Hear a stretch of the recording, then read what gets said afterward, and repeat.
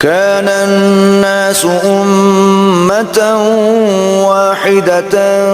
فبعث الله النبيين مبشرين ومنذرين وأنزل معهم الكتاب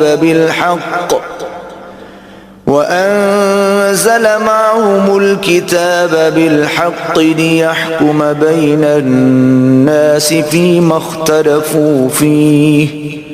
وما اختلف فيه إلا الذين أوتوه من بعد ما جاءتهم البينات بغيا بينهم فهدى الله الذين آمنوا لما اختلفوا فيه من الحق بإذنه والله يهدي من يشاء إلى صراط مستقيم۔ ابتدا میں سب لوگ ایک ہی دین پر جمع تھے، پھر جب ان میں اختلافات رونما ہو گئے تو اللہ نے بشارت دینے والے اور ڈر سنانے والے پیغمبروں کو بھیجا اور ان کے ساتھ حق پر مبنی کتاب اتاری تاکہ وہ لوگوں میں ان امور کا فیصلہ کر دے جن میں وہ اختلاف کرنے لگے تھے،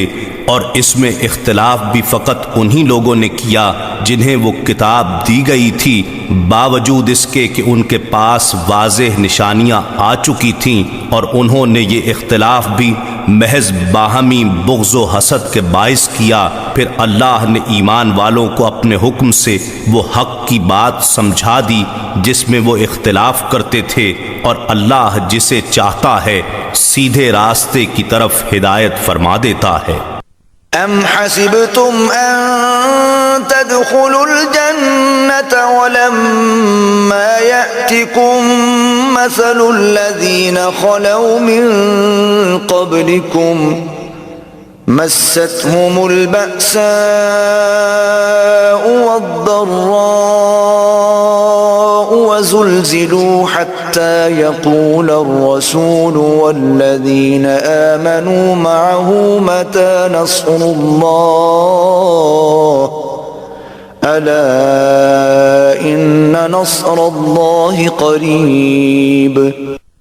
کیا تم یہ گمان کرتے ہو کہ تم یوں ہی بلا آزمائش جنت میں داخل ہو جاؤ گے، حالانکہ تم پر تو ابھی ان لوگوں جیسی حالت ہی نہیں بیتی جو تم سے پہلے گزر چکے، انہیں تو طرح طرح کی سختیاں اور تکلیفیں پہنچیں، اور انہیں اس طرح ہلا ڈالا گیا کہ خود پیغمبر اور ان کے ایمان والے ساتھی بھی پکار اٹھے کہ اللہ کی مدد کب آئے گی،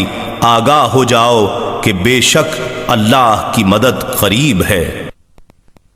يسألونك ماذا ينفقون قل ما أنفقتم من خير فللوالدين والأقربين واليتامى والمساكين وابن السبيل وما تفعلوا من خير فإن الله به عليم۔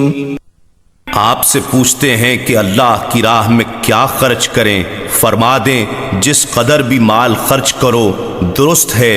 مگر اس کے حقدار تمہارے ماں باپ ہیں اور قریبی رشتہ دار ہیں اور یتیم ہیں اور محتاج ہیں اور مسافر ہیں، اور جو نیکی بھی تم کرتے ہو بے شک اللہ اسے خوب جاننے والا ہے۔ كتب عليكم القتال وهو كره لكم وعسى أن تكرهوا شيئا وهو خير لكم وعسى أن تحبوا شيئا وهو شر لكم والله يعلم وأنتم لا تعلمون۔